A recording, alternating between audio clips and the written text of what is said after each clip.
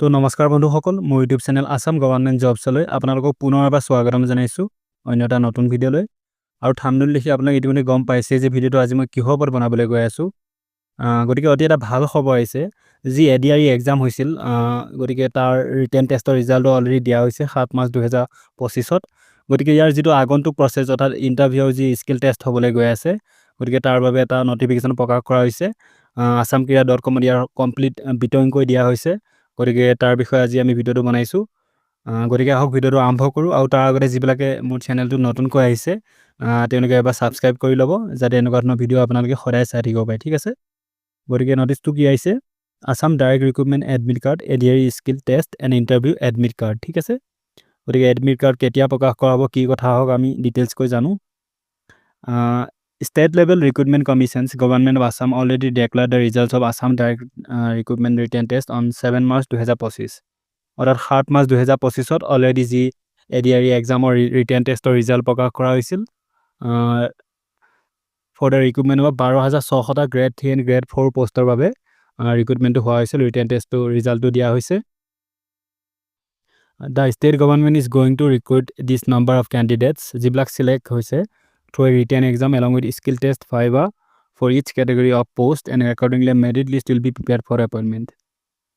State government এখন এটা viva test বা স্কিল টেষ্ট পাতিব আৰু তাৰ ভিত্তিত লাষ্টত এপইণ্টমেণ্ট দিয়া হ'ব বুলি কোৱা হৈছে, ঠিক আছে। As per the latest notification, candidates who have been declared qualified in the written examination of SLRC for class 4 post will have to appear for the interview along with document submission as per the schedule fixed by the commission, ঠিক আছে। যিবিলাকে written টেষ্টত পাছ হৈছে তেওঁলোকে এটা interview বা skill test দিব লাগিব, তাৰপিছত তেওঁলোকক এপইণ্ট কৰা হ'ব, যিবিলাক গ্ৰেড 4 পোষ্ট আছিল, ঠিক আছে। SLRC will release the admit cards for interview of group 4 candidates starting from 11 hours of 9 June. 9 June 2025 আপোনালোকৰ এডমিটবিলাক ৰিলিজ কৰা হ'ব বুলি কোৱা হৈছে, ঠিক আছে। 9 জুন 2025, আজি হৈছে 29 তাৰিখ, 29 মে অহা মাহৰ 9 জুন তাৰিখে, অৰ্থাৎ 9 জুন 2025 দিনৰ 11টা বজাত আপোনালোকৰ এডমিট কাৰ্ডবিলাক ৰিলিজ কৰা হ'ব, ঠিক আছে, ইণ্টাৰভিউৰ বাবে। তাৰপিছত আকৌ এবাৰ আমি পঢ়োঁ কি কি হৈছিল এক্সামত। পোষ্টটো হৈছিল গ্ৰেড 3 গ্ৰেড 4 পোষ্ট, প্ৰায় 12,673টা পোষ্ট আছিল। গ্ৰেড 3 কাৰণে আছিল 7,650টা পোষ্ট আৰু গ্ৰেড 4 আছিল 5,023টা পোষ্ট, হয়নে। Board of secondary education Assam যি সেৱাই পাতিছিল ষ্টেট লেভেল ৰিক্ৰুটমেণ্ট কমিশ্যন, ঠিক আছে, SLRC। Government of Assam type of exam skill test driving test and interview. Exam কেতিয়া হৈছিল 17 জুন 2025, 17 জুন 2025 হ'ব। বাকী যি স্কিল টেষ্ট ড্ৰাইভিং টেষ্ট আৰু যিখিনি ইণ্টাৰভিউ হ'বলৈ গৈ আছে। এডমিট কাৰ্ড এতিয়ালৈ ৰিলিজ হোৱা নাই, অলৰেডি মই কৈছোঁৱে 9 তাৰিখে ৰিলিজ কৰা হ'ব। Release date of admit card 9 June 2025 11 বজাত, ঠিক আছে। আৰু যদি কিবা আপোনালোকক সুধিবলগীয়া আছে তেন্তে এটা হেল্পলাইন নম্বৰ দিছে asamkira.com-ত, তাত আপুনি ফোন কৰিব পাৰে, ঠিক আছে। আহক তাৰপিছত কি ক'লোঁ, 17 জুন 2025 এক্সাম হ'ব, ঠিক আছে। এতিয়ালৈ আপলোড কৰা হৈছে সেই বুলি। The admit card for interview test of Assam direct recruitment class 4 post will be declared on 9 June 2025। 9 June 2025 যি গ্ৰেড 4 পোষ্টৰ বাবে যি ইণ্টাৰভিউ হ'ব তাৰ এডমিট কাৰ্ড প্ৰকাশ কৰা হ'ব, ঠিক আছে। However, no notification has been released yet regarding admit cards for class 3 post skill test.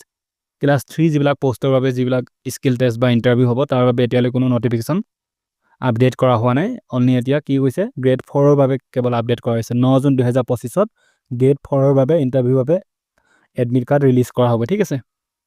As on date, the state level recruitment commission has declared the date for releasing admit cards for the written exam is mentioned below.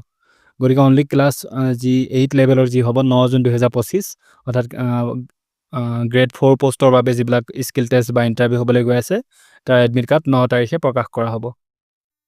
বাকীবিলাকো এতিয়ালৈ প্ৰকাশ কৰা হোৱা নাই, হয়নে। SSLC লেভেলৰ যিবিলাক driver লেভেলো two B updated কৰিছে, এতিয়ালৈ প্ৰকাশ কৰা হোৱা নাই। আৰু হায়াৰ ছেকেণ্ডেৰী লেভেলো বা ডিগ্ৰী লেভেলেও এতিয়ালৈ আপডেট কৰা হোৱা নাই, কেৱল ক্লাছ 8 লেভেলৰ অৰ্থাৎ গ্ৰেড 4 পোষ্টৰ বাবে আপডেট কৰা হৈছে, ঠিক আছে। আৰু কেনেকৈ আপোনালোকে ডাউনলোড কৰিব পাৰিব তাৰ বাবে মই বিতংকৈ এটা ভিডিঅ' বনাম, যেতিয়াই লিংকটো দিয়া হ'ব অফিচিয়েল ৱেবছাইটত, ঠিক আছে। The interview along with document submission is scheduled to commence from 17 June in 2 session, morning 9টা বজাৰ পৰা আৰু আফটাৰনুন 1টা বজাৰ পৰা। যিদিনাখন আপোনালোকৰ ইণ্টাৰভিউ হ'ব সেইদিনাখন আপোনালোকে এইবিলাক ডকুমেণ্ট লৈ যাব লাগিব, ঠিক আছে। 17 তাৰিখে এডমিট কাৰ্ডক ইণ্টাৰভিউ নিব লাগিব, এডমিট কাৰ্ডখন নিব লাগিব, এমপ্লয়মেণ্ট এক্সচেঞ্জ যিখন আপোনালোকৰ কাৰ্ড হয় ৰেজিষ্ট্ৰেশ্যন কাৰ্ড সেইখন নিব লাগিব, age proof admit card of SSLC exam বা বাৰ্থ চাৰ্টিফিকেট লৈ যাব লাগিব আপোনালোকে, মাৰ্কশ্বিট আৰু পাছ চাৰ্টিফিকেটবিলাক লৈ যাব লাগিব, 8 পাছ চাৰ্টিফিকেট, হায়াৰ ছেকেণ্ডেৰী বা ITI যি আপোনালোকে সেইখিনি সময়ত জমা কৰিছিল সেইবিলাক আপোনালোকে অৰিজিনেল কপি লৈ যাব লাগিব। আৰু কিবা যদি এডিশ্যনেল কোৱালিফিকেশ্যন আপোনালোকে কিবা দিছিল বা কম্পিউটাৰ চাৰ্টিফিকেট কিবা কিনি স্পৰ্টছ চাৰ্টিফিকেট সেইবিলাক আপোনালোকে লৈ যাব লাগিব, ST certificate SC certificate caste certificate লৈ যাব লাগিব আপোনালোকে নিজৰ photo identity proof PAN card Aadhaar card এইবিলাক সকলো লৈ যাব লাগিব, ঠিক আছে, যিদিনাখন আপোনালোকৰ ইণ্টাৰভিউ হ'ব।